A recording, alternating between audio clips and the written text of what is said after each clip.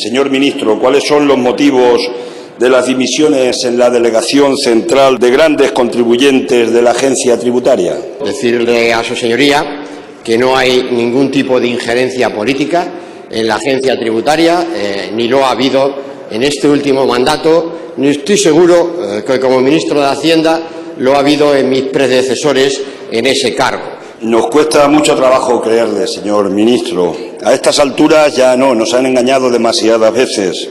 Se cesa a una inspectora de la agencia tributaria que ratificó una sanción a la multinacional mexicana Cemes. La cesaron por negligencia o por cumplir con su obligación. Sorprendió que su preocupación, señor Montoro lo ha dicho ahora, no fue si la sanción era correcta o no. Su preocupación fue investigar la filtración, porque eso, según usted, desprestigiaba a la agencia. Pero no pidió usted que se investigara si se intentó cambiar el criterio para anular la sanción, qué influyente despacho de asesores fiscales lo intentó o con qué autoridades se entrevistaron. Es decir, usted lo único que le preocupaba es que alguien hiciera público que le perdonaban a una multinacional una sanción de 450 millones de euros. ¿Es usted el ministro de Hacienda o es el ministro de los defraudadores, señor Montoro? Lo que dinamita el trabajo de la agencia y su desprestigio o su prestigio no es que alguien cuente que se quiere proteger a un defraudador. Lo que desprestigia a la agencia es tener un ministro al servicio de defraudadores y no al servicio de contribuyentes honestos. Persiga a los defraudadores y no a los inspectores y técnicos que cumplen su obligación. Bueno, se hablaba mucho en esos momentos hace años y sobre todo por lo que aparecía en medios, ¿no?, en relación con distintas cuestiones, pero nunca había sobre la mesa una imputación como la hay en este momento, ¿no? Hay que tener en cuenta que no hablamos solo del ministro, de Cristóbal Montoro, sino de prácticamente toda la cúpula. Hablamos del secretario de Estado de Hacienda en ese momento, de los dos subsecretarios que ocuparon el puesto, de los dos directores generales de tributos, de un subdirector general de tributos, del director de la agencia tributaria, de directores de gabinete. Estamos hablando de personas que de una u otra manera tenían o podían haber tenido relación con esa elaboración de anteproyectos de leyes y de proyectos de reglamentos. Bueno, ahora lo que queda es demostrar esa vinculación. Es cierto que el relato de hechos en el auto es muy contundente. Habrá que ver si las pruebas de que se dispone, hasta ahora son indicios, son suficientes para, bueno, declarar esa responsabilidad y ver en qué medida cada una de estas personas estaba relacionada con ello. Pero hay otra cuestión, y es que los 4 socios de equipo económico en ese momento, que son a los que se imputa, habían sido altos cargos anteriormente. Estamos hablando de un exsecretario de Estado de Presupuestos, de un exdirector de la agencia tributaria, de un director de gabinete del ministro y de un director de gabinete de la agencia del presidente de la agencia tributaria. Por tanto, bueno, es una cuestión que desde luego sin duda es muy grave. No obstante, nosotros, al margen de la responsabilidad penal que se pueda determinar, que serán los jueces los que la tengan que decidir, hay una cuestión que nos debe hacer reflexionar y esa necesidad urgente de regular de manera estricta la puerta giratoria, claro, las incompatibilidades de altos cargos, los lobbies. ¿Te suena la cláusula Quirón? Que si gobiernan van a introducir una reforma a medida para salvar al novio de la señora Ayuso, que está siendo investigado por haber defraudado al fisco. A veces, para entenderlo todo, hay que unir las piezas. El PP quiere reforzar su equipo económico. ¿A quién ficha Feijóo? A Cristóbal Montoro, exministro de Hacienda con Rajoy. Sí, el de la amnistía fiscal a los ricos.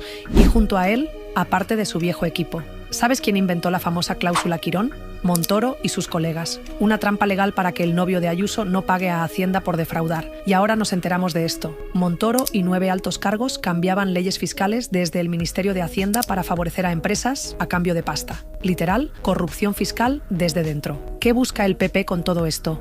Muy simple, que si defraudas a Hacienda y eres de los suyos, no te pase nada. Feijóo hace mal a España incluso sin llegar al gobierno. Érase una vez un ministro de Hacienda, hombre poderoso, al que irritaba sobremanera que se le criticara en un programa de radio. Irritado el ministro, contrariado y convencido de que el poder le daba carta blanca, convocó en su ministerio a los responsables del programa y de la cadena que lo emitía y ejerció, por supuesto, toda la presión que pudo para intentar que ese programa se volviera complaciente con él y con su gobierno, que aplaudiera cada noche sus decisiones y que lo celebrara a él como el hombre que estaba arreglando España. Primero invocó las oportunidades de negocio que se abrirían en el país gracias a su sabiduría y su acierto innegable. oportunidades de negocio, dijo, para aquellos que remaran a favor del gobierno, ¿se entiende? Y visto el éxito, cero éxito, que obtuvo su apelación, cambió de táctica e invocó lo contrario. Invocó el castigo fiscal que podrían sufrir las empresas que no entraran por el aro.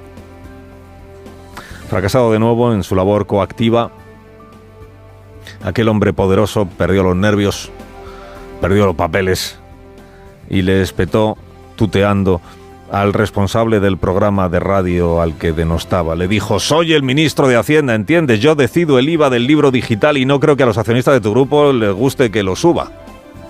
Tenlo presente. El ministro se llamaba Cristóbal. No daré más pistas. El programa de radio tenía nombre de Aguja Imantada. Y su responsable se llamaba como yo. Han pasado 13 años de aquello. Ignoro en qué va a quedar la causa judicial que instruye un juez de Tarragona, que instruye desde hace 8 años. Un juez de Tarragona por presunto trato de favor a empresas gasistas del Ministerio de Hacienda en los tiempos de Cristóbal Montoro.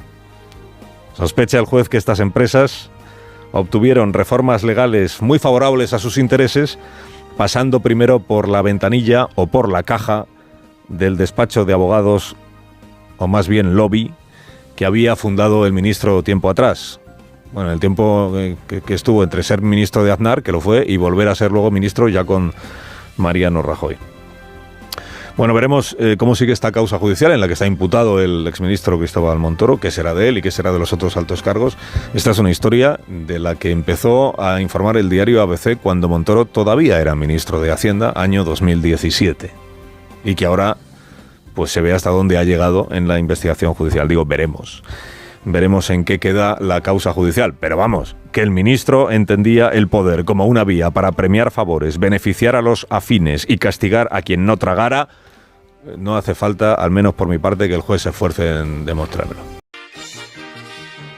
¿Y eso lo consideramos un saqueo? No, eso es el mercado, amigo.